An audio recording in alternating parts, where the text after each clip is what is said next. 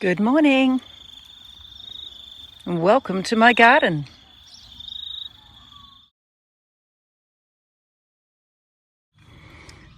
This Isa Brown in the front, you can see the damage on her wings. She's the one who became Moustache's favourite hen. And you see there's quite some damage there. So Moustache has been locked separate from the girls for at least 6 weeks. And she's still raw and red on those wing tips. Morning, chookies. Out you come. Hey, Frolly. Hey, Nugget. Hey, Chook Chook. Hey, Ostrich.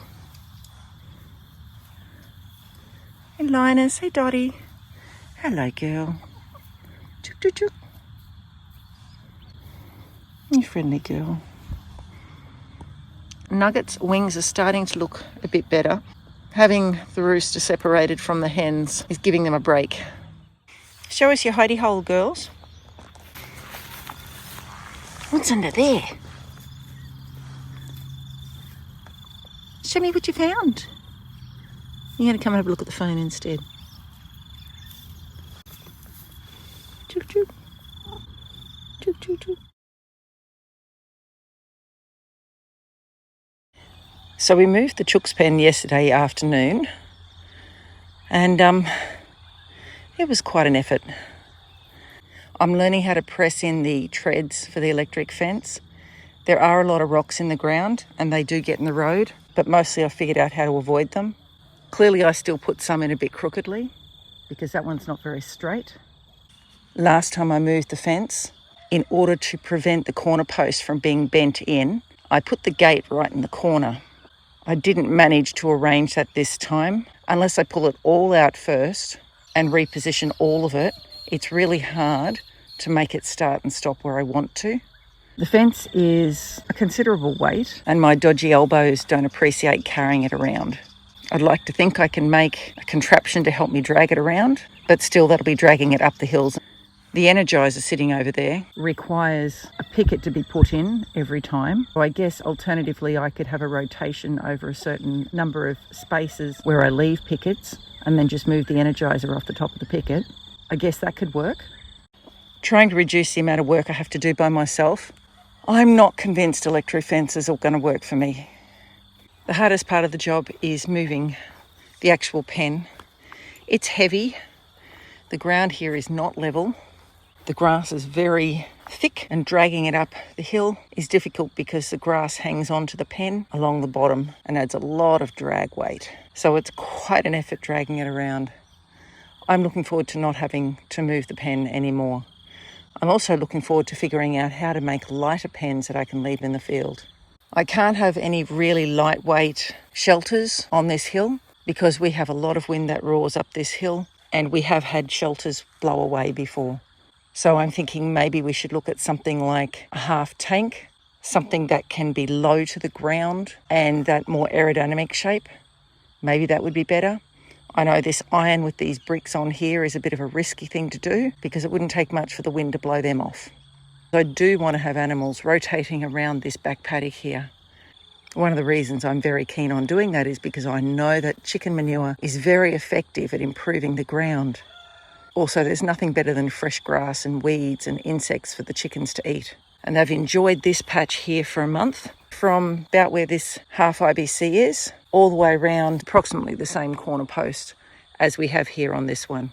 The fence encircled this burning pile, and they had quite some good fun with that. They created tunnels under the burning pile, and I'm pretty sure they had a good feed of bugs while they were under there. They spent a lot of time under there and around there. Now they've got fresh grass. I want to see what they do with all this grass here.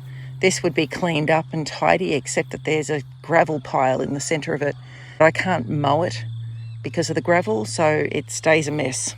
I'm thankful for a way to allow the chooks to explore and to have a bit of fresh grass and not be locked up all day. But I'm looking forward to having a different system. I'm looking forward to having them move into the pen that I've made for them. Currently they can't because there are some young chicks in there. So we've just had a very scary occurrence. I was in the garden and I heard the call of chooks, very scared chooks, and hubby saw a kite fly off the top of the pen. Now, kite is a bird of prey and they eat small animals. And I was concerned as to whether my chooks would be okay. I moved the pen in here yesterday because of this long grass. Now, they'd previously been in an enclosure around that fire pile, and they spent a lot of time under there getting bugs, hiding, resting in the middle of the day. So I realised they liked that and moved the pen around here. So when I came down to check for the chook, the only hen I could find was Frolly, a white one, and she was sitting in here deep under the grass here. I was thankful she had a place she could hide there. And as I'm walking around, I couldn't find them anywhere. But then I heard brrr, brrr. It was one of the chooks. And I disturbed the grass right here. And I found them in here. Frolly's going in to say hello now. But if you look carefully, you can see our black girl ostrich. You can see our Isa brown nugget. And down here, you can see the rear of Linus. So it seems that it was a very good idea for me to have this enclosure around this long grass. They're going to appreciate this space very much. They still look quite terrified. They won't come out for anything, and it's been about 10 minutes. But I'm glad they've got a safe place. I've heard that it's good to keep chickens in an area with grass and trees, tufts of grass, not just lawn. And I guess this has given me a very clear example of why that is the case. It is better for the hens to have somewhere to hide. I've just let the chooks out and they've gone straight underneath the brush area. Really got bad memories of yesterday's scare from the kite. It's a hot day today with an estimated top of 38 degrees, but they'll be much cooler in there. In the shade, it's much cooler. Amongst vegetation, it's much cooler. They're going to struggle today with the heat, but it's good that they've got somewhere they can hide, and they'll probably hang out in there all day. Well, the chooks have been in this pen for just under a week, and they have been loving it. Let's see what they've been doing around here. Can't see how far they go in. They've loved being under here, digging places to dust bath and tunnels underneath. It's quite a nice hidey hole for them. They haven't done much around the back here. You can see they've been in here. And see, they clearly like digging around the edges. Around the edges must be still a little bit wet from the rain. Less of the couch grass, which is harder to dig. And they can push the tall grass aside so they can dig in the dirt. Made some progress in here. It's like an adventure land in here for them.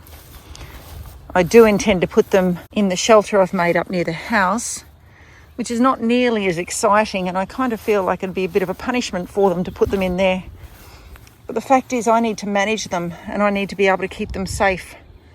And Frolly, even with all this wonderfulness, she still gets out. She will still fly out over the pen and come up to visit us up at the house. So I don't know what's ever going to keep her in. She likes our company. She's not keen on a pat, but if you spend time in the pen, she's always less than a metre from you, just trying to be close. She's a lovely girl.